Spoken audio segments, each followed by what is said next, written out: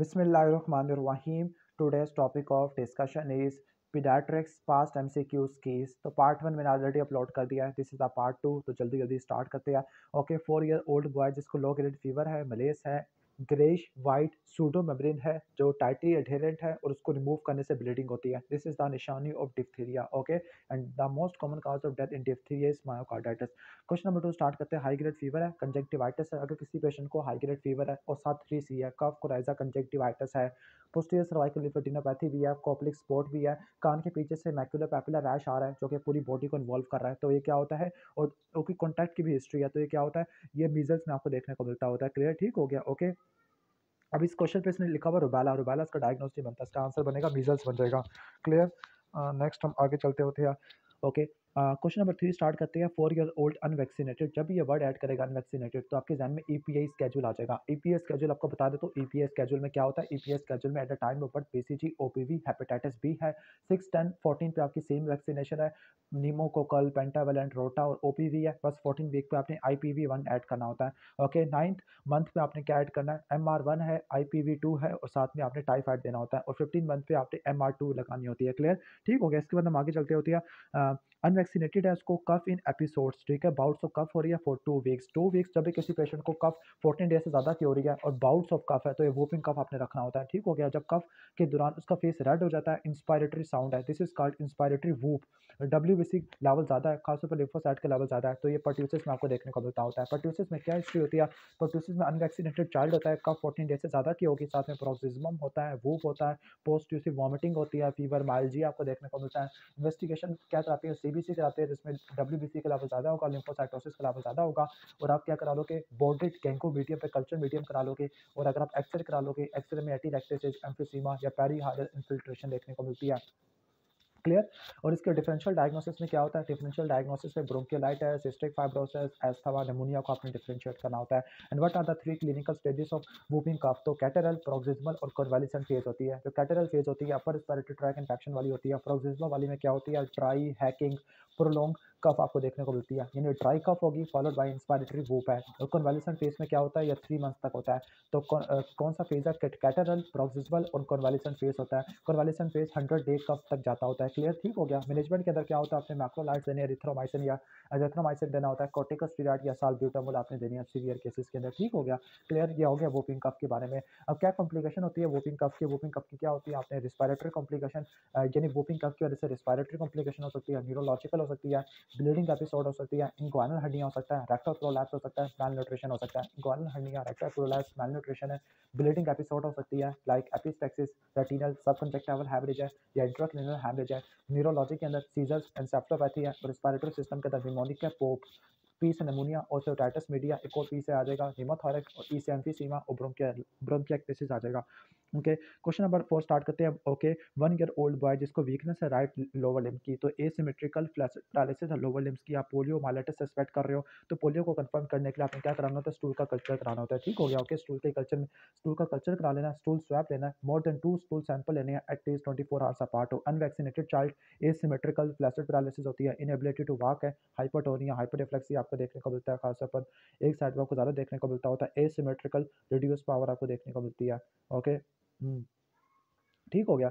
अब इसका differential diagnosis में क्या होता है, जीबी सिंड्रोम होता है, एसेप्टिक मेनिंजाइटिस होता है, ट्रांसिस माइलाइटिस होता है. क्लियर, ऑलमोस्ट ये पॉइंट्स आ जाते होते हैं. बाकी आप स्टूल स्वैब करा लोगे, क्लिनिकल डायग्नोस करा लोगे, CSF की एनालिसिस करा लोगे. क्वेश्चन नंबर 5 के अंदर चलते हैं. In vaccination of children intradermal route किसके लिए करते हैं, इंटरडर्मल रूट मेनली BCG में ही करते होते हैं. अब BCG के बारे में इंपॉर्टेंट पॉइंट्स बता दें तो BCG के बारे में है कि BCG लाइव एटीन्यूएटेड वैक्सीन होती है. और कौन सी लाइव एटीन्यूएटेड वैक्सीन होती है, BCG OPV, measles, mumps, rubella, rota virus, oral typhoid, yellow fever की होती है. इसकी जो डोज होती है 1 महीने से कम हो तो 0.05, 1 महीने से ऊपर हो तो 0.1 होती है. इंट्राडर्मल लगती है, राइट डेल्टोइड पे लगती होती है. और BCG के केस में क्या होता है, सबसे पहले 5 मिलीमीटर का व्हील होता है. ओके, 2 से लेकर 3 हफ्तों में वो पैप्यूल में कन्वर्ट हो जाता है, फिर वो अल्सरेशन होती है, फिर स्कार हो जाता है 6 से लेकर 12 हफ्तों के अंदर. और जो BCG होती है मेनिंजोकोकल और मेनिंजियल और मिलियरी TB से प्रोटेक्शन प्रोवाइड करती है 80%, और पल्मोनरी TB से प्रोटेक्शन प्रोवाइड करती है 50% केस में. Okay, what are the side effect of BCG vaccination. The Koch phenomena होता है, डीप अल्सरेशन होता है और सर्वाइकल लिम्फेडिनोपैथी देखने को मिलती है. क्लियर, कोच फिनोमिना, अल्सरेशन और सर्वाइकल लिम्फेडिनोपैथी देखने को मिलती है. क्लियर, सही हो गया. ऑलमोस्ट ये पॉइंट मैंने सारे एक्सप्लेन कर दिए BCG के. 7 ईयर ओल्ड गर्ल जिसको हाई ग्रेड फीवर है, जनरलाइज माइल्जी और हेडेक है। ओके, ठीक हो गया। ओके, ठीक है, यानी हेडेक है, माइल्जी है, लास्ट 2 डेज से है। टीएलसी के लेवल काफ़ी, टीएलसी के लेवल ठीक है। ओके, प्लेटलेट के लेवल काफ़ी ज़्यादा कम हो गया है, तो मोस्ट प्रोबेबली क्या है, डेंगू फीवर होता है। क्लियर, ठीक हो गया। डेंगू के बारे में आपने 2 चीज़ें पढ़नी है, डेंगू हेमरेजिक फीवर और डेंगू शॉक सिंड्रोम है। डेंगू हेमरेजिक फीवर में क्या होता है, आपको हेमरेजिक मैनिफेस्टेशन आपको देखने को मिलती होती है, ठीक हो गया। ओके, अब डेंगू फीवर के अंदर और डेंगू शॉक सिंड्रोम में क्या होगा, ब्लड प्रेशर कम हो जाएगा, पल्स वगैरह बढ़ना शुरू हो जाती है। और डेंगू फीवर की क्या मैनेजमेंट होती है, डेंगू फीवर में आपने सीबीसी कराना होता है, जिसमें हेमाटोक्रिट ज़्यादा होगा, ल्यूकोपीनिया, थ्रोम्बोसाइटोपिनिया होता है, RTPCR nucleic acid amplification test करा लेते हैं, एलाइजा करा लोगे एनएसवन एंटीजन के लिए, आईजीएम आईजीजी की टाइटर करा लोगे। क्लियर, उसके मैनेजमेंट के स्टेप्स क्या होते हैं, स्टेप 1 में ओवरऑल असेसमेंट करनी है, स्टेप 2 में डायग्नोसिस और असेसमेंट करनी है डिजीज के फेस की, और स्टेप 3 के अंदर क्या करना है, स्पेसिफिक मैनेजमेंट करनी है। फॉर एग्जांपल शॉक है तो आपने आईवी फ्लूइड्स देने होते हैं, वेसोप्रेसर, आइनोड्रॉप्स देने होते हैं। अगर हेमरेजिक कॉम्प्लिकेशन है तो आपने इंट्रामस्कुलर इंजेक्शन को अवॉइड करना है, एनसेट को आपने विथहोल्ड करना है। ओके, अगर प्लेटलेट 10,000 से कम है तो प्लेटलेट की ट्रांसफिगर है, अगर कोगुलोपैथी है तो प्लाज्मा की ट्रांसफिगर है, और पैक आरबीसी की ट्रांसफिगर करनी होती है, और दूसरी कॉम्प्लिकेशन को आपने मैनेज करना होता है। क्लियर, इसके बाद नेक्स्ट आगे चलते हैं, क्वेश्चन नंबर 7 पे चलते हैं। ओके, मीजल्स में आपने विटामिन ए देना होता है। विटामिन ए अगर 6 महीने से कम का है तो 50,000, अगर 6 महीने से और अगर एक इन्फेंट है तो आपने रट्टा मालियन इन्फेंट में आप 1 लाख और से ऊपर हो तो आपने 2 लाख देना होता है। Most common complication of chicken pox क्या होती है, स्कैंड्री बैक्टीरियल इन्फेक्शन आपको देखने को मिल सकती है due to itching. Question number 9 start करते हैं। क्वेश्चन नंबर 9 है, 3 ईयर ओल्ड बॉय जिसको फीवर है 4 डेज से और अपने राइट लेग को मूव नहीं कर सकता फ्रॉम 1 डे, तो एसिमेट्रिकल फ्लैसिड प्लानिसिस हो चुकी है, पोलियो सस्पेक्ट कर रहा है, तो मोस्ट इंपॉर्टेंट क्या होगा, मोर देन 2 स्टूल सैंपल लेने हैं 24 hours apart for the isolation of polio, ठीक हो गया। इसके बाद नेक्स्ट आगे चलते हैं, क्वेश्चन नंबर नेक्स्ट क्वेश्चन चलते होते हैं, वेसिकुलर रैश है और डायग्नोस चिकन पॉक्स, इसके बारे में क्या बात, ठीक है। ओके, सेकंड डे पे आपको देखने को मिलता है, फर्स्ट ट्रंक पे होता है, मैक्सिमम डेंसिटी ट्रंक पे होती है, सेंट्रीपिटल होता है, पिलियोमॉर्फिक होता है, सारी बातें ठीक है। Most common complication of mumps क्या होती है, एसेप्टिक मेनिंजाइटिस आपको देखने को मिलती होती है। Clear, window period in hepatitis B, वो टाइम इंटरवल होता है जिसमें सरफेस एंटीजन गायब हो रहा होता है और सरफेस एंटीबॉडी आ रही होती है, इसमें सिर्फ आईजीएम एंटीबॉडी पॉजिटिव होती है, कोर एंटीबॉडी वाली। True regarding the dengue fever, dengue fever के बारे में क्या बात, ठीक है, जो टाइप 2 होता है ये हेमरेजिक फीवर कराता होता है। क्लियर, सबसे लीथल वाला टाइप 2 ही होता है। Okay, typical feature of characteristics of diphtheria membrane, जो डिप्थीरिया की मेम्ब्रेन होती है, सूडा मेम्ब्रेन होती है, टाइटली अधेरेंट होती है, ब्लीड करती है ऑन रिमूवल। क्लियर, ठीक हो गया। इसके बाद क्वेश्चन नंबर 15 है, कफ, सब कंजक्टिवल हैमरेज और रेस्टलेसनेस। सब कंजक्टिवल हैमरेज आपको पर्ट्यूसिस में देखने को मिलते हैं। ओके, वोपिंग कफ में ज़्यादा खांस खांस के। ओके, क्लियर, इसके बाद डेंगू हेमरेजिक फीवर में यहाँ पे मिस्टेक है, डेंगू हेमरेजिक फीवर में क्या होता है, हेमाटोक्रिट 20% से ज़्यादा हो जाता है, ल्यूकोपीनिया और थ्रोम्बोसाइटोपिनिया होता है। क्वेश्चन नंबर 17 में चलते होती है, patient vaccinated with hepatitis B vaccine है। ओके, ठीक हो गया, तो क्या होगी, सरफेस एंटीबॉडी आपको देखने को मिलती है। क्वेश्चन नंबर 18 में चलती होती है, फीवर, रैश है, पोस्ट ओरिकुलर और पोस्टीरियर सर्वाइकल लिम्फेडिनोपैथी है। प्रोबेबल डायग्नोस क्या होगा, फीवर है, रैश है, पोस्ट ओरिकुलर लिम्फेडिनोपैथी आपको रुबेला में देखने को मिलती है। Vaccine given at the time of birth, BCG, OPV, hepatitis B है, चाइल्ड ऑफ हेपेटाइटिस बी है। ओके, अगर कोई मदर है जिसको सरफेस एंटीजन पॉजिटिव है तो आपने बच्चों में कैसे मैनेजमेंट करनी है, आपने एक्टिव और पैसिव इम्यूनाइजेशन देनी है, दोनों 0.5 ml की देनी है। हेपेटाइटिस बी इम्यूनोग्लोबुलिन और हेपेटाइटिस बी की वैक्सीनेशन देनी है, दोनों आपने 2 डिफरेंट साइट्स पे देनी है, फॉर एग्जांपल बटक्स में और डेल्टोइड पे देनी है। जो हेपेटाइटिस बी होती है ना वैक्सीन, ये राइट थाई पे लगती होती है। फर्दर प्लान ऑफ मैनेजमेंट क्या होगा, ओके, अब इसकी जो वैक्सीनेशन होती है 0, 1 और 6 मंथ पे लगती है, और फिर आपने 12 से लेकर 15 महीनों पे आपने सरफेस एंटीजन का टेस्ट कराना होता है। अगर सरफेस एंटीजन और सरफेस एंटीबॉडी का टेस्ट कराना होता है, अगर सरफेस एंटीजन और सरफेस एंटीबॉडी दोनों नेगेटिव है तो आपने दोबारा 0, 1, 6 मंथ पे देनी होती है, और आपने 1 महीनों के बाद आपने क्या करा लेना, सरफेस एंटीबॉडी को दोबारा देख लेना। इसके बाद नेक्स्ट आगे चलते होते हैं, पर्ट्यूसिस के लिए जो ड्रग चॉइस वो मैक्रोलाइट्स होती है, लाइक एरिथ्रोमाइसिन, एजिथ्रोमाइसिन वगैरह देती है। सीवियर कंबाइंड इम्यूनोडेफिशिएंसी सिंड्रोम में बी और टी सेल दोनों अफेक्टेड होते हैं।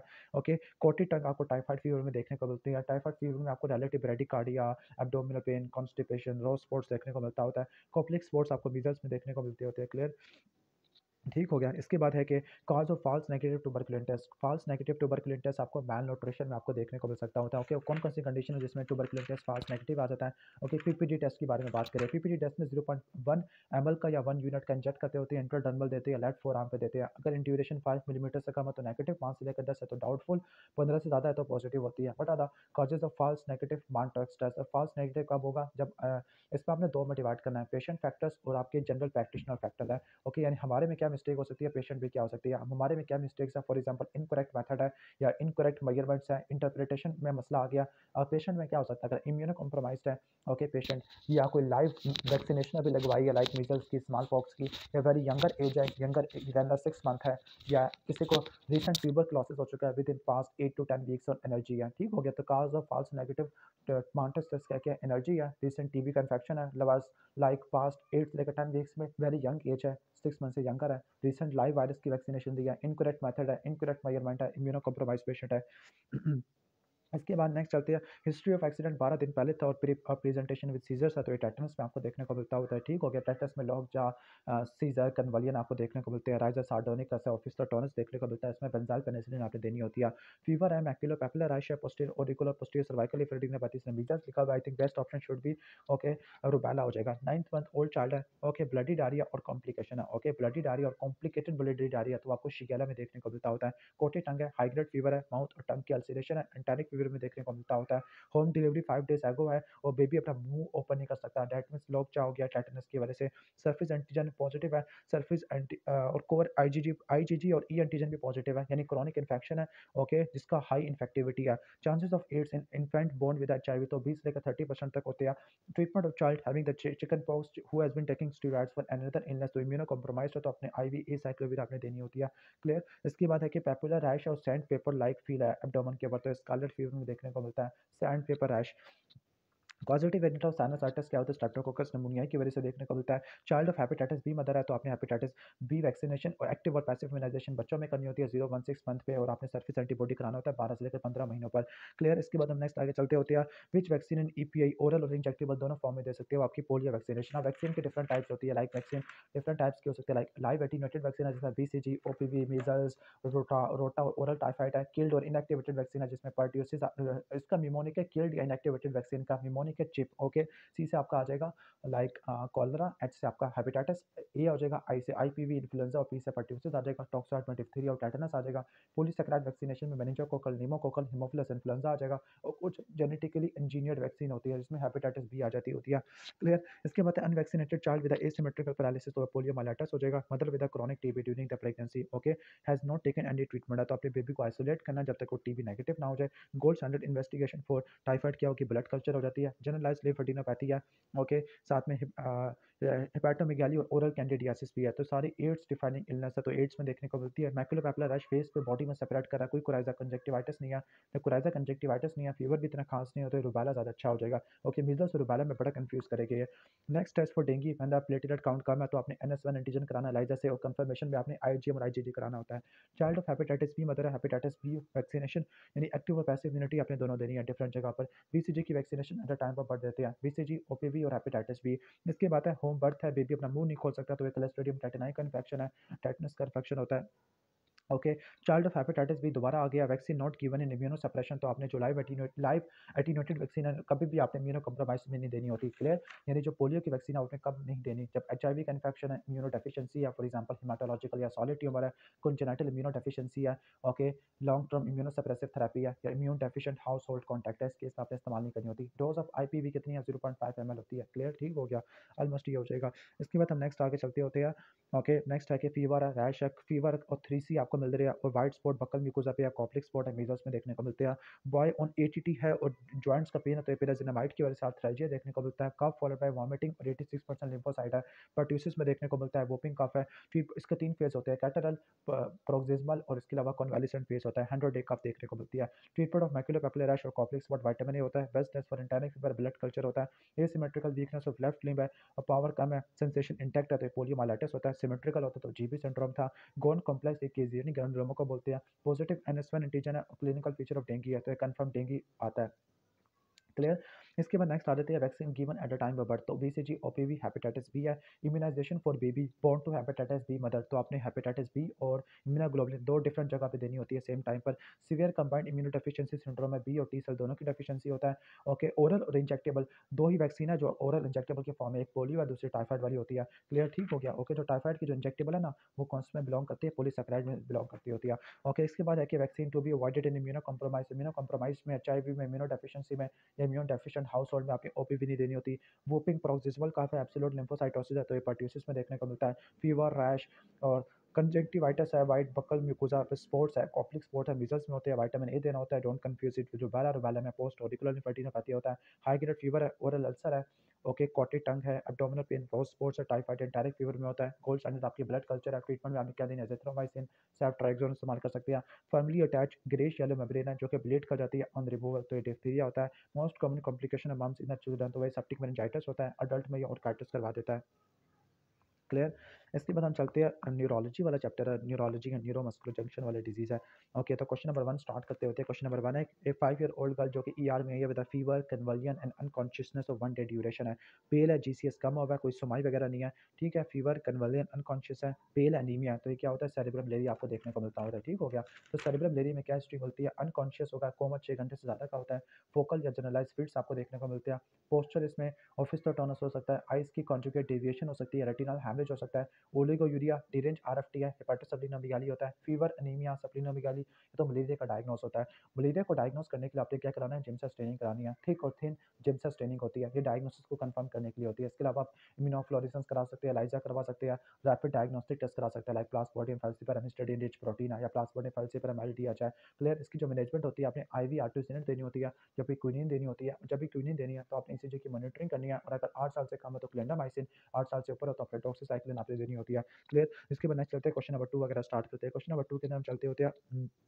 ओके, क्वेश्चन नंबर 2 है, 5 ईयर ओल्ड बॉय जिसको एफिब्राइल जनरलाइज्ड टॉनिक क्लॉनिक सीजर है, 5 मिनट से ज़्यादा किया है। ओके, हेल्दी है, उसको कोई प्रॉब्लम नहीं है। एफिब्राइल है, दैट मीन्स फेब्राइल कन्वल्जन नहीं होते। अगर फेब्राइल कन्वल्जन होती ना तो वो 5 साल तक होती है, फीवर ज़्यादा होता है, सीनस का इन्फेक्शन नहीं होता और 1 घंटे में रिकवर कर जाता है। लेकिन ये फेब्राइल कन्वल्जन नहीं है, सिंपल सीजर है।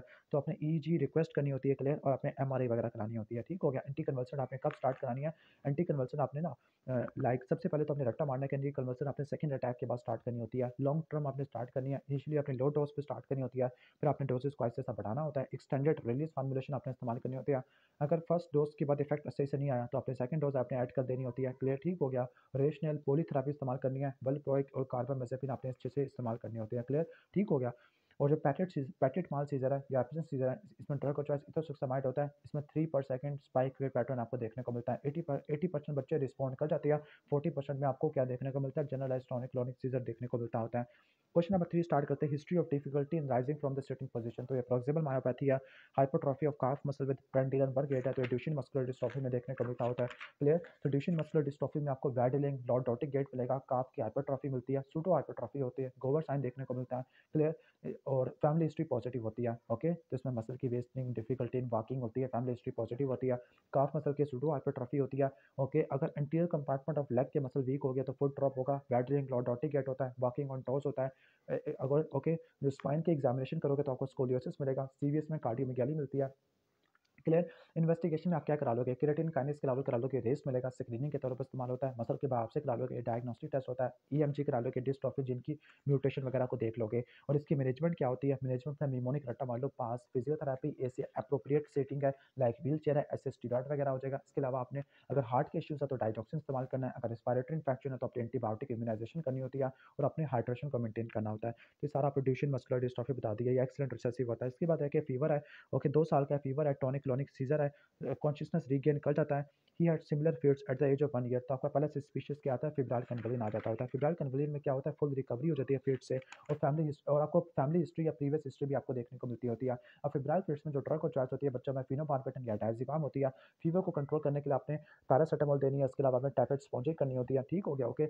ओके, सही हो गया। इसके अलावा पेरेंट्स की अपनी काउंसलिंग करनी होती है। अब एग्जाम में ये भी आ सकता है कि what are the risk factor जो कि रिकरेंस को इंडिकेट करते होते हैं। नंबर 1, अगर फर्स्ट अटैक 1 साल से पहले है तो इसके में रिकरेंस होने के चांसेस काफ़ी ज़्यादा होते हैं, ओके। अगर 1 साल से पहले है फर्स्ट अटैक, या फिर 24 घंटों से कम का ड्यूरेशन है, फीवर हाई ग्रेड है, ओके। या माइनर के अंदर क्या हो सकता है, माइनर में पॉजिटिव फैमिली हिस्ट्री या फिब्राइल सीजर की, या कॉम्प्लेक्स सीजर की हिस्ट्री, या मेल जेंडर है। फैमिली हिस्ट्री, कॉम्प्लेक्स सीजर की हिस्ट्री या मेल जेंडर है, ये आपको आ जाते हैं। नो, अगर कोई रिस्क फैक्टर नहीं है तो 12% है, अगर एक रिस्क फैक्टर है तो आपका 25 से लेकर 50 है, अगर 2 रिस्क फैक्टर होती है तो आपका ऑलमोस्ट होता है 50 टू 59 होता है, और अगर 3 से ज़्यादा रिस्क फैक्टर है तो 73 से लेकर 100 तक आपका आ जाता होता है, क्लियर। ऑलमोस्ट ये सारे पॉइंट्स मैंने एक्सप्लेन कर दिए फेब्राइल कन्वल्जन के। क्वेश्चन नंबर 5 के अंदर आ जाती है, सेरेब्रल पाल्सी में जो major impact of disease in the children. तो क्या होता है, मोटर और मूवमेंट डिले आपको देखने को मिलता होता है। अब इसमें ना सेरेब्रल पाल्सी को बोलते हैं non progressive permanent damage to the brain है, ठीक है। इनिशियल में इसमें क्या होता है, प्रीमेच्योर रिफ्लेक्सेस आपके persistent होते हैं, डिलेड स्पीच होती है, एग्जैजरेटेड डीप टेंडर रिफ्लेक्सेस होते हैं, सीजरिंग गेट होता है, माइक्रोसेफली होता है। अब जो सेरेब्रल पाल्सी में आपको क्या हिस्ट्री मिलेगी, मोटर डेवलपमेंटल डिले, कन्वल्जन आपको देखने को मिलती है,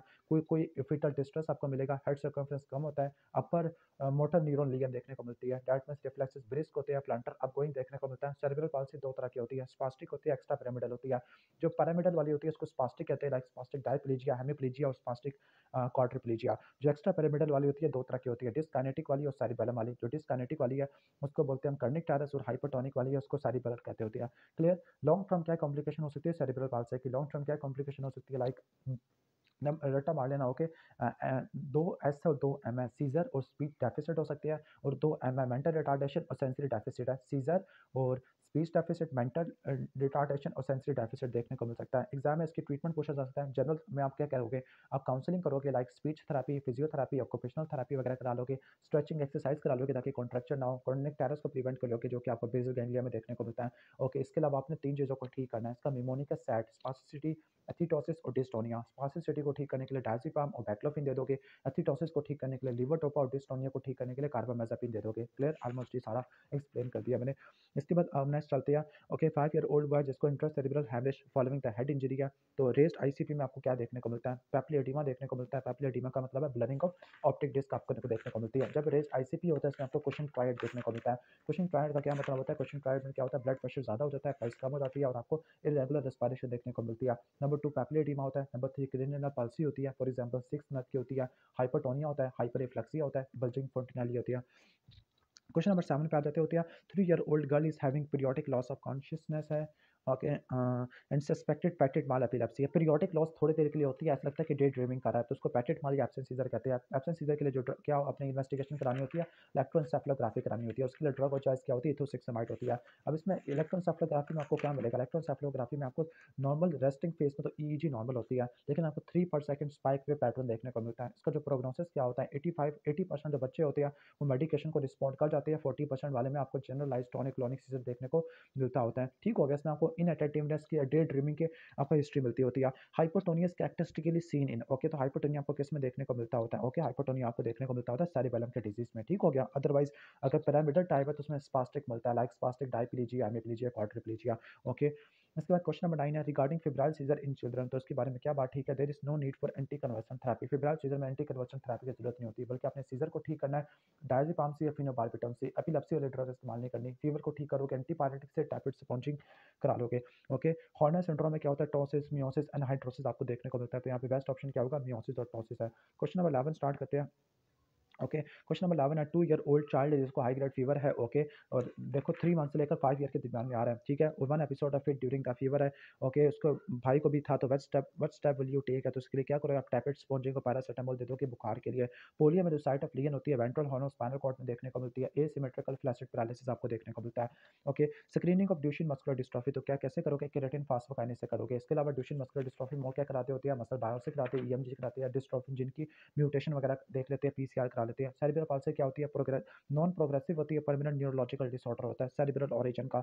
इसके बाद ट्रीटमेंट ऑफ सीजर है। ओके, स्टेटस एपिलेप्टिकस का बता रहे हैं असल में। स्टेटस एपिलेप्टिकस में क्या होता है? ओके, अगर कंटिन्यूअस सीजर हो रही है 30 मिनट से ज़्यादा के, या फिर रिकरेंट सीजर है विदाउट रिगेनिंग कॉन्शियसनेस, उसको बोलते हैं स्टेटस एपिलेप्टिकस। इसमें सबसे पहले आपने क्या करना है? एयरवे को आपने सिक्योर करना होता है। नंबर 2 आपने क्या करना है? आईवी लाइन लगाई हो, कुछ इननेसेसरी इन्वेस्टिगेशन करा लेनी है। सबसे पहले आपने 3 ड्रग इस्तेमाल करनी है, मिडाजोलम, लोराज़ेपाम, डायज़ेपाम है। क्लियर, ठीक हो गया। अगर सीजर नहीं रुक रहा तो आपने क्या इस्तेमाल करना होता है? फेनिटोइन या फोस्फेनिटोइन है। अगर उससे नहीं रुक रहा तो फिनोबार्बिटल है। उससे भी नहीं रुक रहा तो आपने जीए में शिफ्ट किया, आपने एनेस्थीसिया दिया प्रोपोफोल से या थायोपेंटल से, और ईईजी से मॉनिटरिंग किया। और लॉन्ग टर्म कंट्रोल कैसे करोगे? वैल्प्रोइक एसिड से और कार्बामेज़ापिन से या फेनिटोइन से। डेंडी वाकर मालफॉर्मेशन ये कॉन्जेनिटल हाइड्रोसेफलस करा देती होती है। डेंडी वाकर मालफॉर्मेशन में अर्नोल्ड कैरी मालफॉर्मेशन भी एसोसिएटेड नहीं, डेंडी वाकर मालफॉर्मेशन में ऐसा नहीं होता। डायलेटेड वेंट्रिकल्स होती है।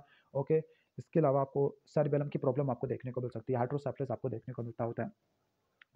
ओके, कॉज ऑफ सेरिब्रम लेरिया तो प्लाज्मोडियम फैल्सिपारम की वजह से होता है। कॉन्ट्राइंडिकेशन ऑफ लंबर पंक्चर, तो लंबर पंक्चर की क्या कॉन्ट्राइंडिकेशन होती है? ठीक हो गया। ओके, लंबर पंक्चर आपने कभी भी रेस्ट आईसीपी में कभी भी नहीं करना, अदरवाइज क्या होगा? ब्रेन की हर्निएशन आपको देखने को मिल सकती होती है। क्लियर, तो लंबर पंक्चर कॉन्ट्राइंडिकेटेड होता है इन case of rest ICP. Okay, clear. इसके अलावा मैं और पॉइंट्स देख लो लंबर पंक्चर से रिलेटेड या मेनिंजाइटिस से रिलेटेड है। क्लियर, लाइक ओके, तो contraindication for immediate lumbar puncture, अगर किसी को रेस्ट आईसीपी है, ओके, कैसे पता लगेगा रेस्ट आईसीपी है? फोकल न्यूरोलॉजिकल डेफिसिट है। नंबर 2 कार्डियोपल्मोनरी कॉम्प्रोमाइज है। नंबर 3 अगर कोई स्किन का इन्फेक्शन है जहाँ पे अपने लंबर पंक्चर करना है। नंबर 4 ब्लीडिंग या क्लॉटिंग डिसऑर्डर होते हैं, यानी इन 4 कंडीशन में लंबर पंक्चर नहीं करना। क्या क्या? रेस्ट आईसीपी, कार्डियोपल्मोनरी कॉम्प्रोमाइज है, ब्लीडिंग या क्लॉटिंग डिसऑर्डर या इन्फेक्शन ऑफ स्किन होता है। इसके अलावा सिटी स्कैन की क्या इंडिकेशन होती है? अगर कोई न्यू बॉर्न है, okay, except for disease cause by Listeria उसमें नहीं करना, लेकिन अगर न्यू बॉर्न है इसमें करते होती है। प्रोलॉन्ग कोमा है इस केस में करते हैं। सीजर आवर्स की ड्यूरेशन पे है। ओके, इरिटेबिलिटी ज़्यादा है, फोकल न्यूरोलॉजिकल डेफिसिट है, उसके लिए सीटी स्कैन करोगे, एब्डोमिनल सीएसएफ फाइंडिंग है उसमें करोगे, या रिकरेंस को देखने के लिए करोगे। क्लियर, ठीक हो गया। तो मेनली अपने फोकल न्यूरोलॉजिकल डेफिसिट को रूल आउट करने के लिए करते होते हैं। अगर इरिटेबल है, सीजर है, कोमाटोज है, न्यू बॉर्न है, रिलैप्स और रिकरेंस के लिए कराते होते हैं। इसके बाद नेक्स्ट हम आगे चलते होते हैं बहुत specific investigation for cerebral lesion. तो आप एमआरआई करा लो कि ब्रेन के लिए हमेशा वो होती है आपके सारी एमआरआई होती है। Resistant and dangerous strain of Plasmodium, तो वो प्लाज्मोडियम फैल्सिपारम होती है। ग्रैंड माल सीजर और मायोक्लोनिक के लिए वैल्प्रोइक एसिड होता है। एब्सेंस के लिए इथोसेक्सामाइड है, पार्शियल के लिए कार्बामेज़ापिन, लैमोट्रेजिन है। Clear, cerebral palsy with Kernig Teresa. Kernig Teresa diet में बेसल गैंग्लिया के लिए आपको देखने को मिलेगी, कोरियोथी-ड्वाइट मूवमेंट देखने को मिलती है। Sudden onset of symmetrical weakness है, हाइपोटोनिया, हाइपररिफ्लेक्सिया, तो ये जीबी सिंड्रोम में देखने को मिलता होता है। ओके, तो जीबी सिंड्रोम में क्या होता है, बायलैटरल सिमेट्रिकल असेंडिंग पैरालिसिस होती है। क्लियर, ठीक हो गया। और ये इसमें ये माइकोप्लाज्मा की वजह से या कैम्पैलोबैक्टर जूजिनाई की वजह से हो सकता है। ठीक हो गया। इसमें जो क्या करा लोगे, सीएसएफ की एनालिसिस करा लोगे, इसमें आपको एल्ब्यूमिनोसाइटोलॉजिकल डिसोसिएशन मिलेगा। इसके अलावा नर्व कंडक्शन स्टडी करा लोगे, मल्टीफोकल मोटर स्लोइंग मिलेगी, डिलेड एफएएफ देखने को मिलती है। सीरोलॉजी करा लोगे, आपको एंटीबॉडीज मिलेगी अगेंस्ट द गैंग्लियोसाइड GM1 होती है। क्लियर, इसके 3 टाइप्स होती है जीबी सिंड्रोम की। ओके, एक EITP होता है, दूसरा अमन और आसमान होता है, तीसरा होता है मिलर फिशर वेरिएंट होता है। मिलर फिशर वेरिएंट में क्या होता है, ऑप्थेल्मोप्लेजिया, इरिफ्लेक्सिया और एटेक्सिया आपको देखने को मिलता है। एंटी GQ1 भी आपको एंटीबॉडी आपको पॉजिटिव देखने को मिलती है। क्या ट्रीटमेंट होता है इसका, IVIG प्लाज्मा फेरेसिस करते होते हैं, ब्लड प्रेशर की मॉनिटरिंग करनी होती है, फोर्स वाटर कैपेसिटी की मॉनिटरिंग करनी होती है। और लॉन्ग टर्म मेजरमेंट क्या होती है, DVT के प्रोफाइलेक्सिस या ट्रैकियोस्टोमी या चेस्ट की फिजियोथेरेपी आपने करानी होती है, और बेड सोर को आपने प्रिवेंट करना होता है। नेक्स्ट हम आगे चलते होते हैं। Okay, incubation period for plasmodium falciparum 9 to 14 days होता है। Management of child with the fits 1 day back है। Okay, most likely like febrile fits और GCS बिल्कुल नॉर्मल है, मतलब कॉन्शियसनेस वापस आ गया, तो आपने ऑब्जर्व करना है, डिस्चार्ज करना है, फीवर को ठीक करना होता है। इसके अलावा आपने और क्या करना होता है, ओके, लाइक ओके इसके अलावा फीवर को ठीक किया, कैसे ठीक करोगे, पैरासीटामोल से, टैबलेट स्पॉन्जेस से, और सीजर के लिए आप क्या देते हो, डायज़ेपाम और phenobarbitone. Child with the previous episode of inattentiveness है, तो ये एब्सेंट सीजर होता है, तो सक्सामाइड दे दोगे। EEG करा लोगे, 3/सेकंड स्पाइक वेव पैटर्न होता है। Clear, port wine stain Sturge Weber syndrome आपको देखने को मिलता होता है। ठीक हो गया। इस पे डायग्नोस्टिक टेस्ट फॉर GBS, तो नर्व कंडक्शन स्टडी होता है। मल्टीफोकल मोटर स्लोइंग होती है, डिलेड एफएफ्स आपको देखने को मिलती है। डिलेड क्राई एट बर्थ है, तो ये सेरिब्रल पाल्सी में आपको देखने को मिलता होता है। डिलेड क्राई वैसे delayed cry at birth seizure में भी आता है, लेकिन डिलेड क्राई सेरिब्रल पाल्सी में भी आ सकता है, जिसकी 2 टाइप होती है, पिरामिडल, एक्स्ट्रा पिरामिडल है। चाइल्ड बोर्न विद मेनिंजोमाइलोसिला कैसे प्रिवेंट करोगे, फोलिक एसिड 400 माइक्रोग्राम दे दोगे।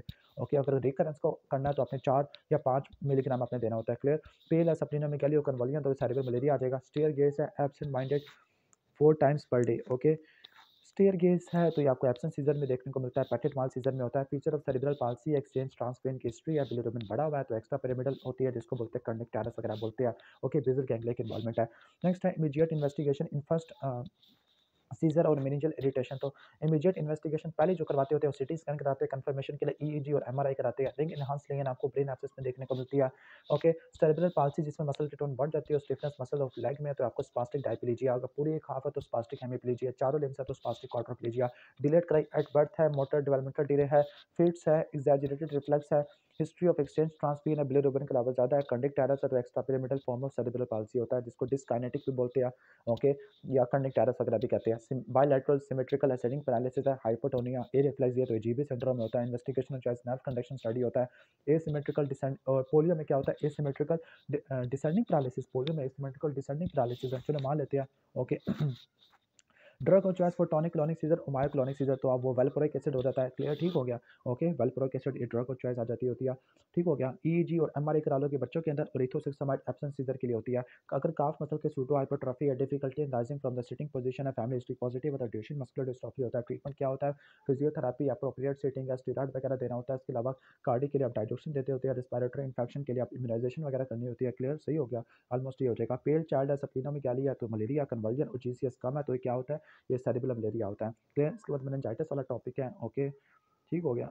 हम्म, मेनिंजाइटिस में MCQ तो कुछ भी नहीं आया हुआ, बल्कि तो सारा CNS में कवर हो गया। अच्छा, causative agent of meningitis in the new born, तो न्यू बॉर्न में जो कॉजेटिव एजेंट है मेनिंजाइटिस का, वो कौन सा होता है। ओके, 3 होते हैं, ग्रुप बी स्ट्रेप्टोकोकस, इकोलाई और लिस्टीरिया मोनोसाइटोजिन, रट्टा मार लेना। ठीक हो गया। मेनली आपका क्या होता है, ग्रुप बी स्ट्रेप्टोकोकस होता है। क्लियर, और प्री स्कूल गोइंग में आपका हीमोफिलस इन्फ्लुएंजा, और 2 साल से ऊपर वाले में आपको देखने को मिलता है निमोकोकस, मेनिंजोकोकस होता है। Complication of otitis media, okay, otitis media की वजह से मेनिंजाइटिस हो सकता होता है। Okay, positive agent of meningitis in 1 year और 2 हीमोफिलस इन्फ्लुएंजा आ जाएगा प्री स्कूल वाले में। 2 साल से ऊपर वालों में निमोकोकस है, और न्यूनेट में ग्रुप बी स्ट्रेप्टोकोकस होता है। ओके, अब CSF की एनालिसिस आपने अच्छे से रट्टा मार ली होती है, अच्छे से रट्टा मार लेनी है क्योंकि एग्जाम में आ सकता होता है। क्लियर, सही हो गया। पहले तो रट्टा मार लेना। नॉर्मल सीएस में जो सेल्स होते हैं वो 0 से लेकर 5 होते हैं, वो भी 60 to 75% लिम्फोसाइट्स होती है। प्रोटीन 20 to 45 होता है और ग्लूकोज कितना होता है, ओके 50 से अबव होता है। क्लियर, ठीक हो गया। एक बात रट्टा मार लेना, 3 तरह की मेनिंजाइटिस होती है, पायोजेनिक, ट्यूबरकुलस और तीसरा आ जाएगा आपका वायरल वाला। अब जो रट्टा मार लेना, जो अगर सीएसएफ बिल्कुल क्लियर है, यानी वायरल मेनिंजाइटिस में क्या होता है, वायरल वैसे एंसेफेलाइटिस करवाता है, सीएसएफ क्लियर होता है, ग्लूकोज भी नॉर्मल होता है, प्रोटीन हल्की फुल्की ज़्यादा होती है, सेल्स लिम्फोसाइट आपको ज़्यादा देखने को मिलते होते हैं। ओके, ट्यूबरकुलस में क्या होता है, सीएसएफ कोब वेब होता है, ओके कोब वेब होता है, टर्बिट होता है। क्लियर, सेल्स भी काफ़ी ज़्यादा होते हैं, प्रोटीन भी ज़्यादा होते हैं, ग्लूकोज भी कम होता है, लेकिन सेल्स कौन सी होती है, लिम्फोसाइट्स वाली होती है। जबकि पायोजेनिक में क्या होता है, न्यूट्रोफिल्स आपको देखने को मिलते होते हैं। क्लियर, प्रोटीन भी ज़्यादा और ग्लूकोज आपको कम देखने को मिलता होता है। क्लियर, इसके बाद नेक्स्ट आगे चलते होते हैं, लाइक कॉम्प्लिकेशन ऑफ मेनिंजाइटिस। एक पेशेंट जिसको मेनिंजाइटिस है वो एफिब्रिल हुआ, फिर दोबारा अटैक हुआ और बल्जिंग एंटीरियर फोंटिनाली है, ओके, यानी बल्जिंग एंटीरियर फोंटिनाली है, ये पहले मेनिंजाइटिस हुआ, एफिब्रिल हुआ, फिर दोबारा अटैक हुआ, फोंटिनाली बल्ज कर गया। तो क्या है, subdural effusion. Subdural effusion I think best option क्या होगा, सबड्यूरल एम्फाइमा, लेकिन फिर भी मैं चेक कर लूँ यहाँ से। ओके, कहते हैं अगर प्रोलॉन्ग फीवर 10 दिन से ज़्यादा का हो, ओके, तो उसका मतलब है थ्रोम्बोफ्लेबाइटिस वगैरह बन गया। इसके अलावा हेड सर्कमफ्रेंस बढ़ जाता है due to obstruction of CSF. Subdural effusion आपको देखने को मिलती होती है। सबड्यूरल इफ्यूजन में कहते हैं कि ओके, अच्छा, ये सारी कॉम्प्लिकेशन वगैरह मैं एक्सप्लेन कर देता हूँ। ओके, अच्छा, मेनिंजाइटिस से रिलेटेड मैंने आपको 3 चीज़ें एक्सप्लेन की थी। ओके, नंबर 1, लंबर पंक्चर की क्या कॉन्ट्राइंडिकेशन होती है, अगर रेस्ट आईसीपी होता है, for example focal neurological deficit, आपका कार्डियोपल्मोनरी कंप्रोमाइज़ है, स्किन का इन्फेक्शन है जो कि जिस जगह पे आपने लंबर पंक्चर करना है, इसके अलावा ब्लीडिंग या क्लॉटिंग डिसऑर्डर है। दूसरा, सीटी स्कैन की क्या इंडिकेशन मैंने बताई थी। नंबर 1, अगर किसी को फोकल न्यूरोलॉजिकल डेफिसिट है, एब्नॉर्मल सीएसएफ फाइंडिंग है, रिलैप्स या रिकरेंस है, फोकल न्यूरोलॉजिकल डेफिसिट है, इरिटेबिलिटी ज़्यादा है, कोमा ज़्यादा है, सीजर ज़्यादा है, ओके, और न्यू बॉर्न है, एक्सेप्ट काजल हिस्टीरिया। अब रिपीट आपने कब करना होता है, रिपीट कब करना है, अगर रेजिस्टेंस स्ट्रेप्टोकोकस निमोनिया की वजह से या ग्राम नेगेटिव की वजह से या क्लिनिकल इंप्रूवमेंट नहीं हो रही, प्रोलॉन्ग फीवर है, रिकरेंट मेनिंजाइटिस या इम्यूनो कंप्रोमाइज्ड होस्ट होता है, इस केस पे आपने कराना होता है। और तमाम यूनिट पे आपने रिपीट करना होता है लंबर पंक्चर को 24 to 36 आवर्स में। ठीक हो गया, ऑलमोस्ट ये पॉइंट है। और मेनिंजाइटिस की क्या कॉम्प्लिकेशन हो सकती है, मेनिंजाइटिस की वजह से सेरिब्रल एब्सेस आपको देखने को मिल सकता होता है। क्लियर, और क्या हो सकता है, ऑब्स्ट्रक्टिव हाइड्रोसेफलस हो सकता है, subdural empyema, thrombophlebitis, epilepsy, cranial palsy होती है, खासतौर पर 6 नर्व की पाल्सी आपको देखने को मिलती होती है। क्लियर, और यहाँ पे ना रिकरेंट इन्फेक्शन को यानी जो अगर मेनिंजाइटिस की रिपीटेड इन्फेक्शन हो रही है तो यहाँ पे 3 टर्म्स इस्तेमाल करते हैं, रिक्रूडिसेंस, रिलैप्स और रिकरेंस। क्योंकि 3 टर्म कौन सी है, रिक्रूडिसेंस, रिलैप्स और रिकरेंस। ओके, रिलैप्स और रिकरेंस आपने सुना होगा, रिक्रूडिसेंस पहली दफा हो गया। रिक्रूडिसेंस का मतलब है कि जो इन्फेक्शन है वो रीअपीयर हो गया during the therapy with appropriate antibiotic. Okay, यानी आपने अप्रोप्रिएट एंटीबायोटिक दिया, ओके, तो उसमें इन्फेक्शन रीअपीयर हो गया, रीअपीयरेंस ऑफ इन्फेक्शन ड्यूरिंग एंटीबायोटिक, तो उसको बोलते हैं रिक्रूडिसेंस। रिलैप्स का होता है, रिलैप्स कब होता है, 3 डेज से लेकर 3 वीक्स के दरमियान में आपको देखने को मिलता होता है आफ्टर थेरेपी। तो इसमें आपको परसिस्टेंट बैक्टीरियल इन्फेक्शन आपको देखने को मिलता है। जब भी परसिस्टेंट बैक्टीरियल इन्फेक्शन है तो 3 ही डिफरेंशियल आपके ध्यान में आने चाहिए। ओके, नंबर 1 सबड्यूरल इन्फ्यूजन है, नंबर 2 सेरिब्रल एब्सेस है, नंबर 3 वेंट्रिकुलाइटिस है, जो कि इस सिनेरियो में एक्सप्लेन किया हुआ है। सबड्यूरल इफ्यूजन, सेरिब्रल एब्सेस, वेंट्रिकुलाइटिस है, या फिर कोई मास्टरडाइटिस या ऑर्बिटल इन्फेक्शन, ऑर्बिटल सेलुलाइटिस हो चुका है। रिकरेंस का मतलब क्या है, न्यू एपिसोड आ गया है, okay, due to reinfection with the same bacteria. Okay, यानी अगर सेम बैक्टीरिया का री इन्फेक्शन हो गया तो रिकरेंस है। रिलैप्स मतलब 3 डेज से लेकर 3 वीक्स में हो गया, ओके, जिसमें आपको परसिस्टेंट बैक्टीरियल इन्फेक्शन आपको मिल सकता है सबड्यूरल इफ्यूजन के केस में, बेलन एब्सेस में या वेंट्रिकुलाइटिस में। और रिक्रूडिसेंस क्या होता है, reappearance of infection during therapy with appropriate antibiotic है। क्लियर, इसके बाद हम नेक्स्ट आगे चलते होते हैं। सारे मैंने एक्सप्लेन कर दिया आपको। कॉजेज तो मैंने ये भी हो गया, पेलिसेंट CSF with the raised lymphocyte है तो आपको ट्यूबरकुलस मेनिंजाइटिस में होता है। Dose of rifampin in 1.5 year, तो 100 से लेकर 150 mg है, ये तो ट्यूबरकुलस मेनिंजाइटिस की डोज। अब ये डोज भी करनी है, लगता है टीबी वाले की डोज आपको बतानी पड़ेगी, और टीबी वाली शायद एग्जाम में आ सकती होती है। ओके, ठीक हो गया। तो इस टीबी वाले में ना अब भी ड्रग्स इस्तेमाल करते हैं, आइसोनियाज़ाइड, रिफैम्पिन, पिराज़िनामाइड और इथेब्यूटल वगैरह इस्तेमाल करते होते हैं। आइसोनियाज़ाइड की ड्रग ऑफ चॉइस होती है। क्लियर, ठीक हो गया। आइसोनियाज़ाइड और रिफैम्पिन ये बैक्टीरियासाइड होती है। आइसोनियाज़ाइड की जो डोज है वो 10 से लेकर 15 होती है। क्लियर, ठीक हो गया। इसके बाद नेक्स्ट हम आगे जाते हैं रिफैम्पिन की। रिफैम्पिन की जो डोज होती है वो 10 से लेकर 20 mg/kg होती है। क्लियर, ओके, इसके साइड इफेक्ट आपको ऑलरेडी सारे आते हैं। इसके बाद पिराजिनामाइड होता है, पिराजिनामाइड है, पिराजिनामाइड की जो डोज होती है वो 30 mg/kg पर डे होती है। और उसके बाद स्ट्रेप्टोमाइसिन है, ओके, स्ट्रेप्टोमाइसिन की डोज 20 to 40 होती है। आई थिंक किसी आपको नहीं याद हुआ होगा। 10 से लेकर 15 आइसोनियाज़ाइड, ओके, 10 से लेकर 20 रिफैम्पिन होती है। पिराजिनामाइड 30 तक होती है, 30 पिराजिनामाइड है। क्लियर, इथेनब्यूटल की 15 से लेकर 25 तक होती है। और इसका जो आपने पूरा डोज है ना, 12 महीनों तक आपने पूरी दवाइयाँ चलानी होती है। और इसके अलावा हम स्टीरॉयड वगैरह भी देते होते हैं। स्टीरॉयड क्यों देते हैं, स्टीरॉयड मोर्टेलिटी को कम कर देते हैं, वास्कुलाइटिस को, इन्फ्लेमेशन को और इंट्राक्रेनियल प्रेशर को, तीनों को कम कर देते हैं। हम कौन सा स्टीरॉयड देते होते हैं, प्रेडनी सोलोन वगैरह में ऐड करते होते हैं। क्लियर। इसके बाद नेक्स्ट हम आगे चलते होते हैं कॉजेटिव मेनिंजाइटिस इन न्यूबॉर्न। तो क्या होता है ग्रुप बी स्ट्रेप्टोकोकस होता है, lymphocyte CSF examination, tuberculous meningitis है, drug to reduce papilloedema in meningitis. Okay, papilloedema का मतलब है रेस्ट आईसीपी होता है, तो आप मैनिटोल या 3% हाइपोटोनिक सलाइन अगर सेरेब्रल एडिमा है तो इस केस में आपने इस्तेमाल करना होता है। क्लियर, ठीक हो गया, ऑलमोस्ट ये हो जाएगा हमारा। इसके अलावा सर मैनिटोल आपका आ जाएगा। इसके अलावा फीडिंग आपने कंटिन्यू करानी होती है, इनिशियल फीडिंग आपने एनजी फीडिंग देनी होती है। फ्लूइड की रिस्ट्रिक्शन आपने 60 टू 75% तक आपने करनी होती है। सीजर के लिए आपने डायज़ेपाम वगैरह देना होता है। क्लियर। इसके अलावा आपने मैनिटोल वगैरह देनी होती है, एंटीबायोटिक्स वगैरह स्टीरॉइड वगैरह दे देने हैं। ओके, ड्रग ये तो हो गया। आरबीसी इन सीएसएफ और टेम्पोरल लॉब की इन्वॉल्वमेंट है। ओके, आरबीसी सीएसएफ में और टेम्पोरल लॉब की इन्वॉल्वमेंट है, ये आपको हर्पीज सिम्प्लेक्स इंसेफ्लाइटिस में देखने को मिलता है। Positive agent of meningitis in 4 year old, तो वो निजेरिया मेनिंजाइटिस है। ठीक हो गया, ये स्ट्रेप्टोकोकस भी आ सकता है, लेकिन निजेरिया आ जाएगा। 3 वीक ओल्ड यानी न्यू नेट है तो ग्रुप बी स्ट्रेप्टोकोकस आ जाएगा। Cause of meningitis new born, तो आपने रट्टा माना ग्रुप बी स्ट्रेप्टोकोकस एगलैक्टाई होता है। 2 महीनों से लेकर 2 साल में हीमोफिलस इन्फ्लुएंजा, और इसके ऊपर वाले में मेनिंजोकोकस होता है। प्रोटीन ज़्यादा, लिम्फोसाइट ज़्यादा, ग्लूकोज कम है, तो ट्यूबरकुलस मेनिंजाइटिस में देखने को मिलता होता है। ओके, अब लास्ट सेक्शन है इसका न्यूनाटोलॉजी का। ओके, मैं ओके, इस न्यूनाटोलॉजी के लास्ट सेक्शन वगैरह को इसको हम अच्छे से तैयार कर लेंगे। ओके, इसको मैं आपको परवेज़ अकबर के हवाले देता रहूँगा। क्वेश्चन नंबर 1 स्टार्ट करते हैं। आप full term new born infant है जिसको जॉन्डिस थर्ड डे पे डेवलप हुआ है। ओके, जॉन्डिस थर्ड डे पे डेवलप हुआ है। ओके, और फीडिंग वेल है, सीरम बिलिरुबिन 10 मिलीग्राम का है, इंडायरेक्ट वाला भी ज़्यादा है, और रेटिस का काउंट बिल्कुल नॉर्मल है। तो ये जॉन्डिस जो कि फर्स्ट डे पे नहीं है बल्कि फर्स्ट डे के बाद है, तो वो कौन सा होता है? फिजियोलॉजिकल जॉन्डिस होता है। मैं इसका ओवरव्यू देता हूँ आपको जॉन्डिस के बारे में, इसको अपने ध्यान से समझना है। ठीक हो गया। ओके, तो पहले तो रट्टा मारना है JNN, जॉन्डिस न्यूनाटोरम। ओके, तो जॉन्डिस न्यूनाटोरम कब होता है? पहले तो रट्टा मारना बिलिरुबिन का लेवल, अगर बिलिरुबिन का लेवल 5 मिलीग्राम से ज़्यादा का होगा और वो बिलिरुबिन स्किन में, म्यूकस मेम्ब्रेन में और स्क्लेरा में डिपॉजिट हो जाए और येलोइश डिस्कलरेशन करा दे, तो उसको जॉन्डिस न्यूनाटोरम कहते हैं, न्यूनेटल जॉन्डिस कहते होते हैं। ओके, और सीवियर जॉन्डिस कब कहेगी? अगर वो पाम और सोल को स्टेन कर देता है, अगर उसका ऑनसेट 24 वीक से कम का, पहले दिन से स्टार्ट हो जाता है और 2 हफ्ते से ज़्यादा का है। क्लियर, तो उसको हम बोलते हैं सीवियर जॉन्डिस वगैरह लेवल करते होते हैं। अगर जॉन्डिस होता है 2 तरह का होता है, फिजियोलॉजिकल और पैथोलॉजिकल। फिजियोलॉजिकल बिनाइन होता है, इनडायरेक्ट हाइपरबिलिरुबिनेमिया होता है, यानी जो फिजियोलॉजिकल जॉन्डिस होता है ना, ये वो जॉन्डिस होता है जो कि आपके फर्स्ट वीक के एंड पे आपका ऑलमोस्ट खत्म हो जाता होता है, इसमें कोई ट्रीटमेंट नहीं लेना होता। क्लियर, और ये क्यों होता है? नंबर 1, ओके, हेपाटोसाइट के ऊपर बिलिरुबिन का लोड ज़्यादा होता है। नंबर 2, आरबीसी की जो शेल्फ लाइफ है वो कम हो जाती है, लिवर के एंजाइम की मैच्योरिटी होती है।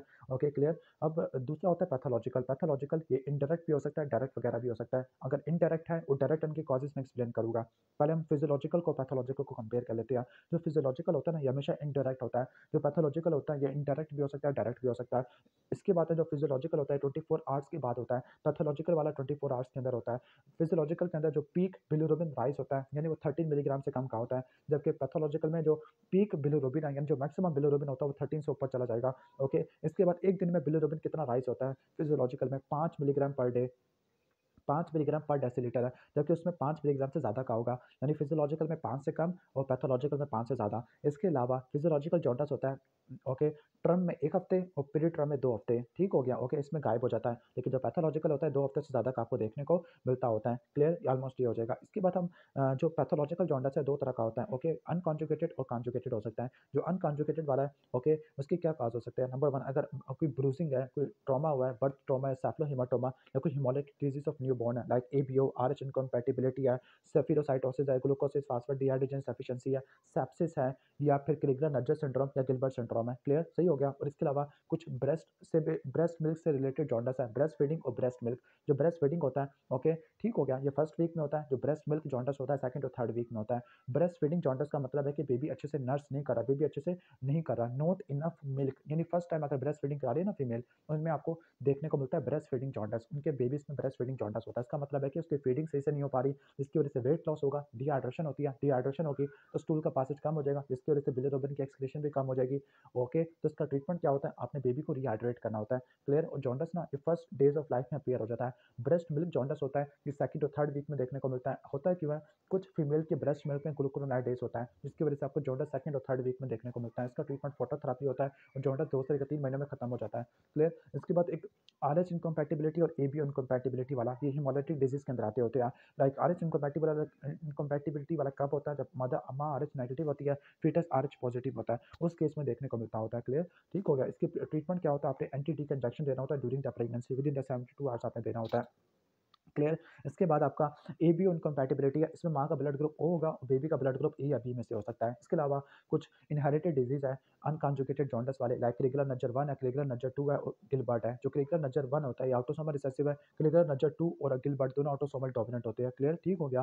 क्रिगुलर नजर 1 में कर्निक टेरस हो जाता है, डेथ हो जाती है। क्रिगुलर नजर 2 में आपने फिनोबार्बिटल देना होता है। गिलबर्ट सिंड्रोम, इसमें ना ये एसिम्प्टोमेटिक होता है, अडल्ट में होता है, अल्कोहल, फास्टिंग, एस्ट्रीनस, एक्सरसाइज की वजह से देखने को मिलता होता है। क्लियर, ऑलमोस्ट ये हो जाएगा।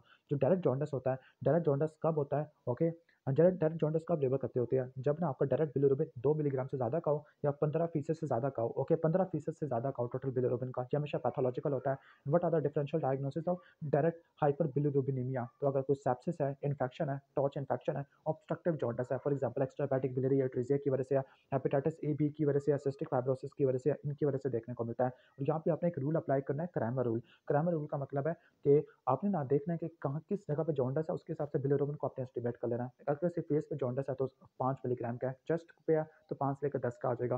क्लियर। अगर एब्डोमेन या थाई पे तो 10 से लेकर 15 आ जाएगा। ओके, और अगर आपके डिस्टल पाम एंड सोल पे तो ये 15 से लेकर 20 तक का हो जाएगा, मतलब ये सीवियर जॉन्डिस होता है। इसके अलावा आपने दो टर्मिनोलॉजी को डिफरेंशिएट करना है, सैप्लोहीमाटोमा और कैपुट सुक्साडीनम।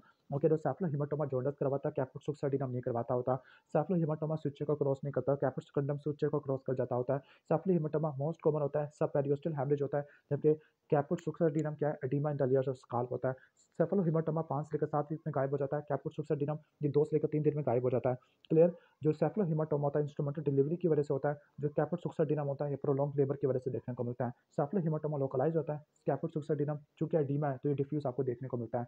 क्लियर, ऑलमोस्ट ये हो जाएगा। इसके बाद इवैल्यूएशन ऑफ हाइपरबिलिरुबिनेमिया। ओके, तो कैसे आप बिलिरुबिन हाइपरबिलिरुबिनेमिया जिसमें ज़्यादा है तो कैसे इवैल्यूएट करोगे? ओके, सबसे पहले आपने जॉन्डिस वगैरह को देखना होता है। ओके, पैथोलॉजिकल जॉन्डिस कब कब कहोगे? जब 24 घंटों से ज़्यादा का है, एक दिन में बिलिरुबिन 5 से ज़्यादा का बढ़ रहा है। ओके, ठीक हो गया। तो सबसे पहले सीबीसी करा लोगे, लैटिस काउंट करा लोगे, सीरम बिलिरुबिन लेवल करा लोगे, सेप्सिक स्क्रीनिंग करा लोगे। सेप्सिक स्क्रीनिंग में आप टीएलसी, ईएसआर, सीआरपी, न्यूट्रोफिल और बैंड रेशो करा लोगे, एब्सोल्यूट न्यूट्रोफिल काउंट करा लेते होते हैं। क्लियर, ठीक हो गया। एब्डोमिनल अल्ट्रासाउंड करा लोगे कोलेडोकालसिस्ट के लिए, और इसके लिए ट्रीटमेंट होता है वो फोटोथेरेपी होती है। 3 पी रट्टा मारने हैं, फोटोथेरेपी। ओके, फोटोथेरेपी होता है। इसके अलावा और क्या होता है? फिनोबार्बिटल होता है, एक ड्रग आ जाएगी, और प्लाज्मा एक्सचेंज आ जाती है। और फोटोथेरेपी कब करनी होती है? जब बिलिरुबिन, कहने का मतलब है अब इन दोनों की ना इंडिकेशन इसने यहाँ पे लिखी होगी मेरे ख्याल से यहाँ पर।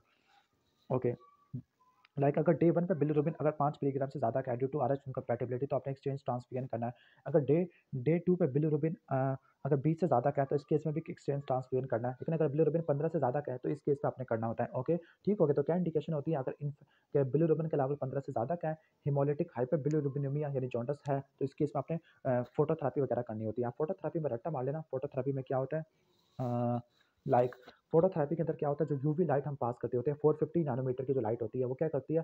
बिलिरुबिन को कन्वर्ट कर देती है लैमिरुबिन के अंदर और वो निकल जाता है यूरिन के अंदर। तो उसकी इंडिकेशन क्या होती है? अगर बिलिरुबिन 15 से ज़्यादा के आरएच इनकम्पैटिबिलिटी इसमें करते हैं। और क्या कॉम्प्लिकेशन हो सकती है फोटोथेरेपी की वजह से? रेटिना और गुलेट्स में टॉक्सिसिटी हो सकता है, लूज स्टोल हो सकता है, डिहाइड्रेशन हो सकता है, एरिथेमेटस मैकुलर रैश हो सकता है, और ब्रोंज बेबी सिंड्रोम हो सकता है जिसमें dark greyish brown discolouration skin की आपको देखने को मिलती होती है। क्लियर, ठीक है। इसके बाद प्लाज्मा एक्सचेंज है। प्लाज्मा एक्सचेंज कब करते हैं? जब कोर्ट का एचपी अगर 10 से कम हो गया, या न्यू बॉर्न में अगर फर्स्ट डे पे बिलिरुबिन आपका क्या है? 5 मिलीग्राम से ज़्यादा का है, इस केस में आपने करना होता है। या सेकंड डे पे अगर 20 से ज़्यादा का है, उस केस में करना होता है। या फिर फोटोथेरेपी किसी काम की नहीं है या कर्निक टेरस हुआ है तो इस केस में आपने प्लाज्मा ट्रांसफ्यूजन करना होता है। क्लियर। इसके अलावा आपने फिनोबार्बिटल ड्रग देनी है, एंटी डी के इंजेक्शन वगैरह इस्तेमाल करनी होती है, और आप सर्जरी वगैरह भी कर सकते होते हैं। तो सारा मैंने एक्सप्लेन कर दिया। क्वेश्चन नंबर 2 पे चलते हैं। Okay, you are counseling to mother of premature baby है regarding the choice of milk है, तो your first चॉइस क्या होगी प्री टर्म बेबी में? Okay, high calorie pre mature feeding ये आपने करनी है। किस वाले में? प्री मेच्योर बेबी वाले में करनी होती है ताकि वो न्यूट्रिशनल रिक्वायरमेंट को पूरा कर ले। Lactose free formula, lactose intolerance में इस्तेमाल करते होते हैं, कोलेस्ट्रॉल अवेलेबल नहीं होता कमर्शियल के अंदर, तो यहाँ पे बेस्ट ऑप्शन क्या होगा? Okay, high calorie pre mature formula आपने देना होता है। यू आर लुकिंग, अच्छा यहाँ पे मैं कुछ इंपॉर्टेंट बता देता हूँ feeding in case of pre term. Okay, तो प्री टर्म में अगर 28 हफ्तों से पहले का तो आपने आईवी यानी टीपीएन देना होता है। अगर 28 से लेकर 32 का है तो आपने एनजी फीडिंग करनी होती है। अगर 32 से लेकर 34 का है तो आपने क्या करनी होती है? कटोरी फीडिंग करनी होती है, स्पून फीडिंग करनी होती है, प्लेटी फीडिंग करनी होती है। अगर 34 से ऊपर का है तो आपने क्या करना होता है? ब्रेस्ट फीडिंग करानी होती है। और ब्रेस्ट फीडिंग कॉन्ट्राइंडिकेटेड होती है अगर हीमोडायनेमिकली अनस्टेबल रिस्पिरेटरी डिस्ट्रेस है, सीजर है, इसमें ब्रेस्ट फीडिंग कॉन्ट्राइंडिकेटेड होती है। या ग्रेक्टोसीमा में कॉन्ट्राइंडिकेटेड होती है, या माँ को कोई कीमोथेरेपी या रेडियोथेरेपी लगवाई है, इस केस में कॉन्ट्राइंडिकेटेड होती है। तो अगर 28 से कम है तो टीपीएन देना है, 28 से लेकर 32 का है तो एनजी फीडिंग करना है, 32 से लेकर 34 का है स्पून फीडिंग करना है, 34 हफ्ते से ज़्यादा का है तो ब्रेस्ट फीडिंग आपने करानी होती है। ओके। इसके बाद इन एन इमरजेंसी रूम आपने एक 5 ईयर ओल्ड बॉय को देखा जिसको कार्डियोपल्मोनरी अरेस्ट है। सबसे पहले क्या स्टेप करते होते हैं? Okay. Okay, take care of airway. सबसे पहले आपने क्या करना, एयरवे को आपने सिक्योर करना होता है। ओके, तो ये न्यूनेटल रिससिटेशन प्रोग्राम से सवाल आ गया। सबसे पहले आपने क्या करना, एयरवे को आपने सिक्योर करना होता है। ओके, ठीक हो गया। Okay, clear.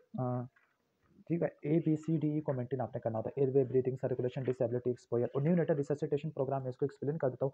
सबसे पहले आपको कोई न्यूबॉर्न पैदा होता है तो आपने 3 सवाल पूछने हैं कि टर्म है, गुड टोन है, रो रहा है। अगर कोई भी किसी का भी आंसर नो हो तो आपने इनिशियल स्टेप्स लेने होते हैं। ठीक हो गया। इनिशियल स्टेप्स में क्या-क्या होता है? लाइक इनिशियल स्टेप्स में क्या-क्या करते होते हैं न्यूनेटल रिससिटेशन के अंदर? लाइक एक मिनट यहाँ से देख लो। अ, ओके। ओके, इनिशियल स्टेप्स में क्या-क्या करते होते हैं? सबसे पहले आपने वार्म करना है, मेंटेन करना होता है, एयरवे को क्लियर करना होता है, आपने सिक्रेशन को सक करना होता है। ठीक हो गया। हीट लॉस को प्रिवेंट करना है, एयरवे को ओपन करना है, ब्रीथिंग को इनिशिएट करना है, सर्कुलेशन को करना होता है। फिर उसके बाद आपने देखा हार्ट रेट को। अगर हार्ट रेट 100 से कम है तो आपने पॉजिटिव प्रेशर वेंटिलेशन देना है, with bag and mask ventilation है।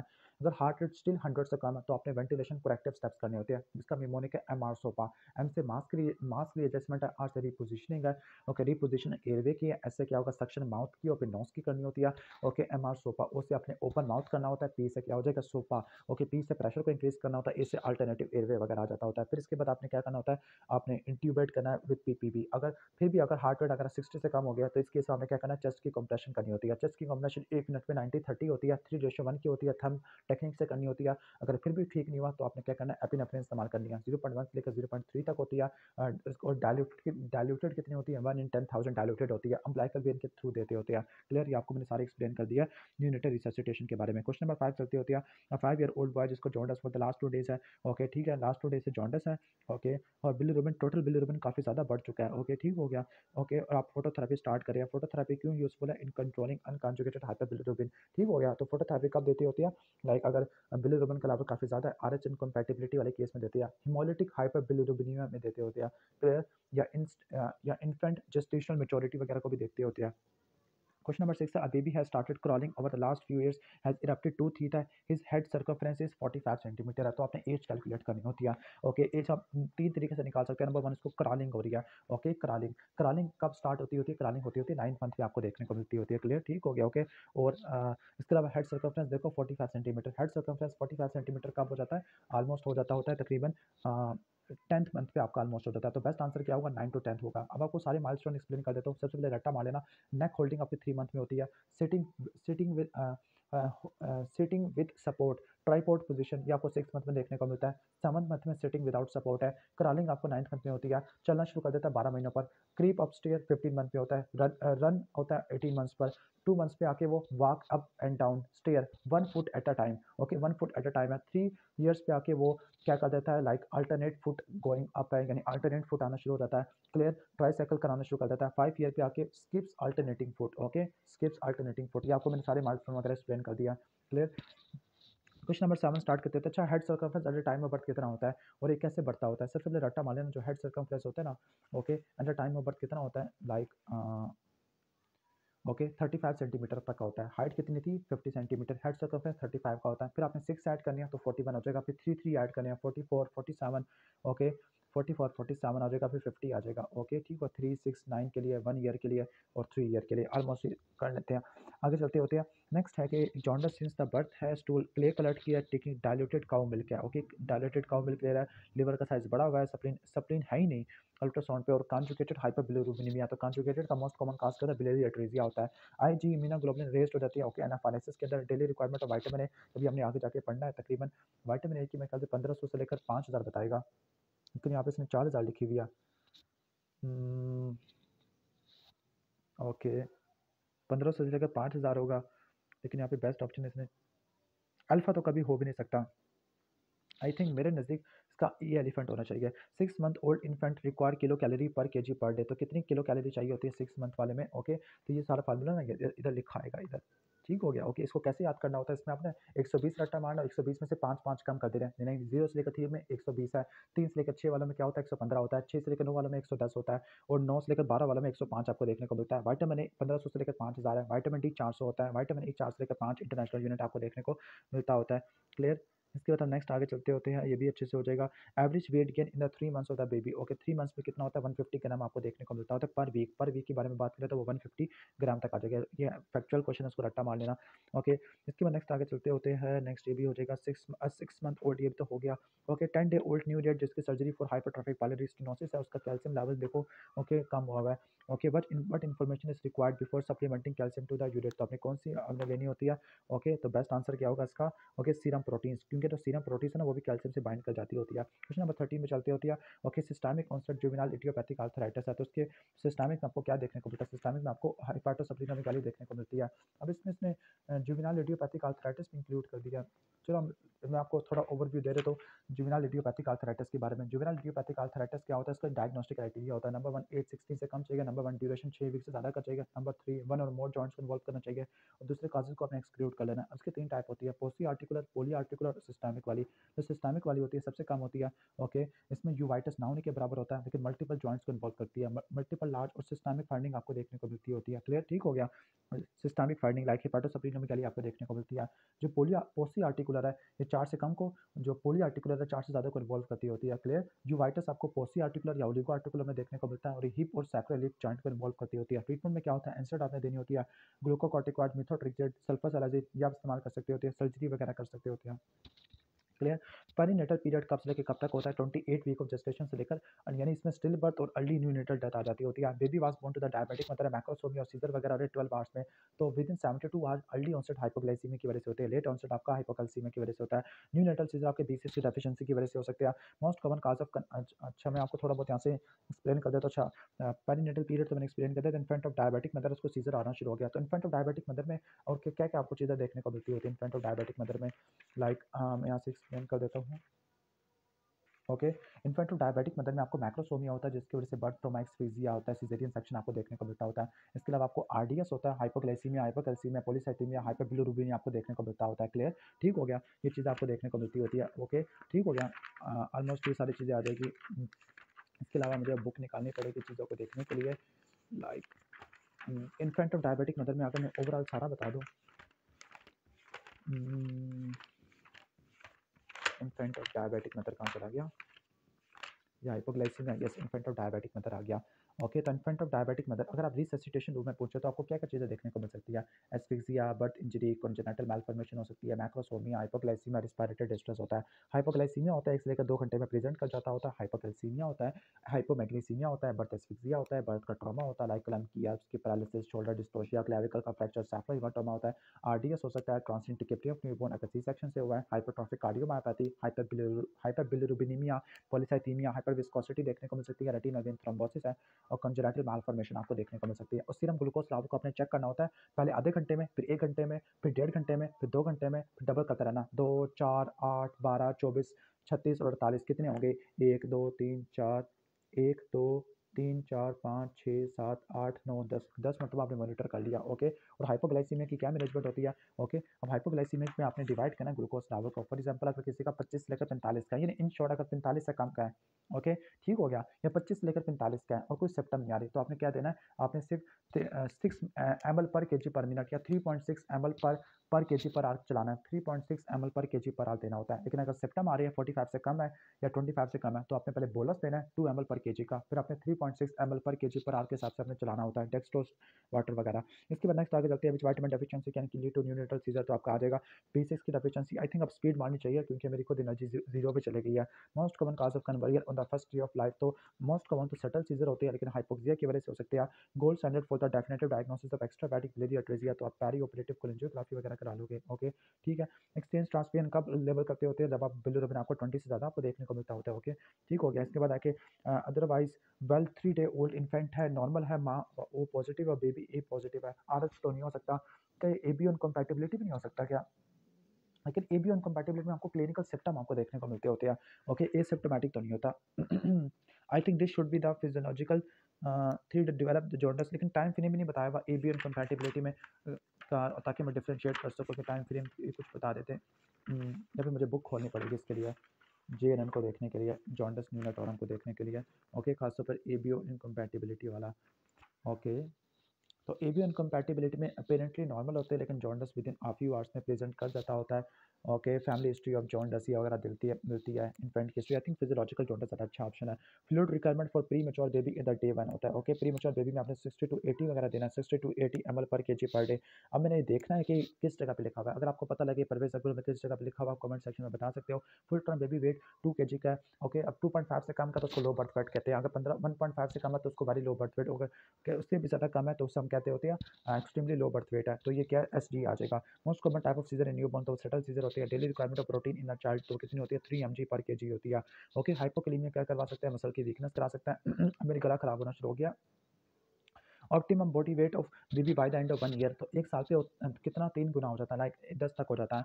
Most common cause of necrotising enterocolitis prematurity की वजह से होता है। Management of juvenile idiopathic arthritis पहले मिथोट्रेक्सिस पिस्टिवार देना होता है। Best management in case of hyaline membrane disease surfactant exogenous देना होता है। ईटीटी के रास्ते देना होता है।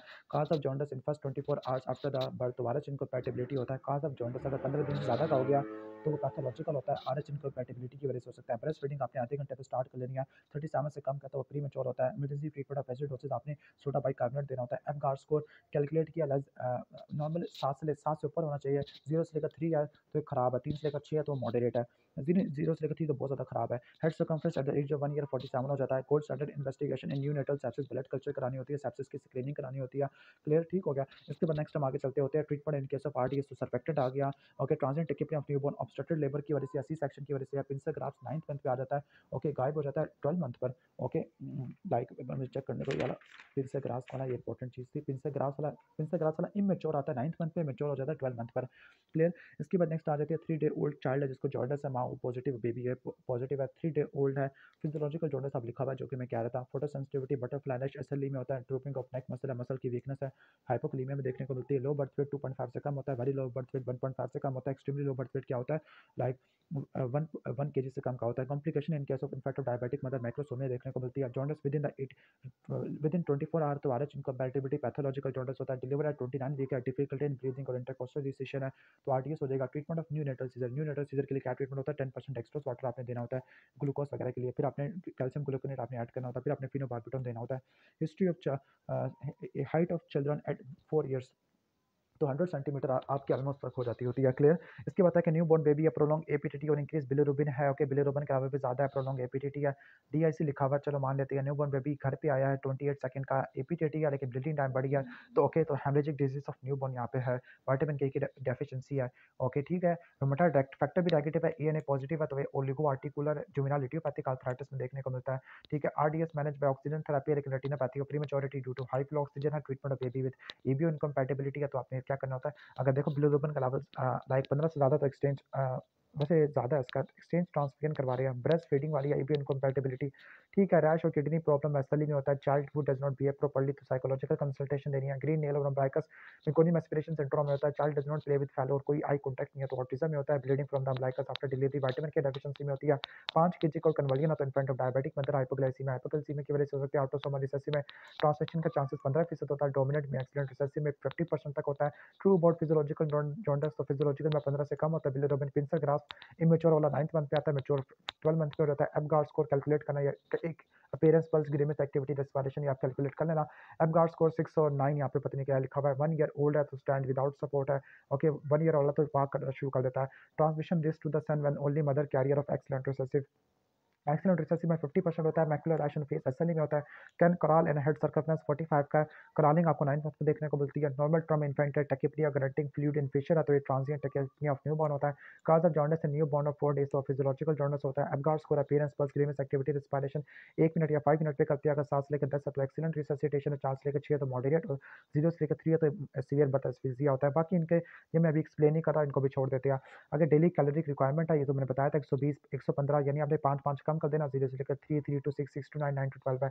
विटामिन ए आपने 1.5 से लेकर 5 के तक देना होता है। विटामिन डी 400, विटामिन ई क्या होता है 4 से लेकर 5 तक होता है। Most common bone fracture neonate में क्लैविकल होती है। फर्स्ट 60 सेकंड गोल्डन मिनट होता है। Most common cause of neonatal cardiac arrest क्या एस्फिक्सिया होता है। पॉजिटिव प्रेशर वेंटिलेशन देनी होती है।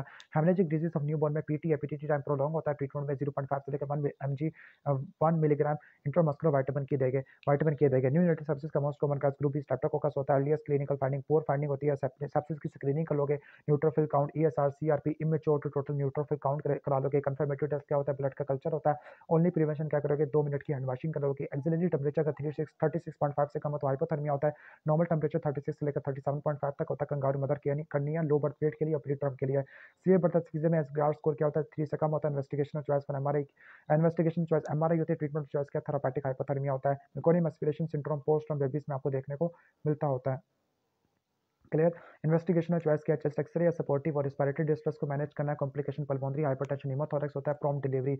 आरडीएस में एक्सरे एयर ब्रोंकोग्राम करा लोगे। ईटीटी डाल दोगे, असिस्टेड वेंटिलेशन सीपैप कर दोगे। प्रिवेंशन में बीटा मैथोसोन डेक्सामेथासोन है। Cessation of breathing for more than 20 second apnoea और प्रीमेच्योरिटी कैफीन सिट्रेट देते हैं ड्रग और चॉइस। इन्फेंट ऑफ डायबिटिक मतलब न्यूनेटल हाइपोग्लाइसीमिया तो पेंडरसन हाइपोथेसिस सारे ऑर्गन बढ़ जाती है सिवाय ब्रेन के। मोस्ट कॉमन कोंजेनिटल नॉर्मली क्या होती है, वीएसटी होता है। मोस्ट कॉमन टाइप जो सीजर की सटल होती है। इन्वेस्टिगेशनल चॉइस अल्ट्रासाउंड की रीडिंग होती है। ड्रग और चॉइस फिनोबार्बिटल है। मोस्ट कॉमन कॉज हाइपोक्सिया होता है। Most common cause infect of diabetic मतलब 72 आवर्स से कम तो हाइपोग्लाइसीमिया, 72 से ऊपर तो हाइपोकैल्सीमिया। फर्स्ट डे में या तो आरएच इनकम्पैटिबिलिटी फर्स्ट की बात है तो फिजियोलॉजिकल जॉन्डिस है, 24 में आ जाता है। 15 से ऊपर नहीं जाता, पाम सोल को स्टे नहीं करता, 2 हफ्ते में ठीक हो जाता है। ओके, कर्निक टेरस में मोरो रिफ्लेक्स गायब हो जाता है। फिस्टोटोनस होता है। बल्जिंग फ्रंटनली होता है। Extra pyramidal form of cerebral palsy होता है, डिस्काइनेटिक वाला। अगर डे 1 पे बिलिरुबिन 5 से ज़्यादा का है, डे 2 पे 20 से ज़्यादा का है तो आपने एक्सचेंज ट्रांसफ्यूजन करना है। डे 2 पे 15 से ज़्यादा का है तो फोटोथेरेपी है और आईवीआईजी दे सकते हैं।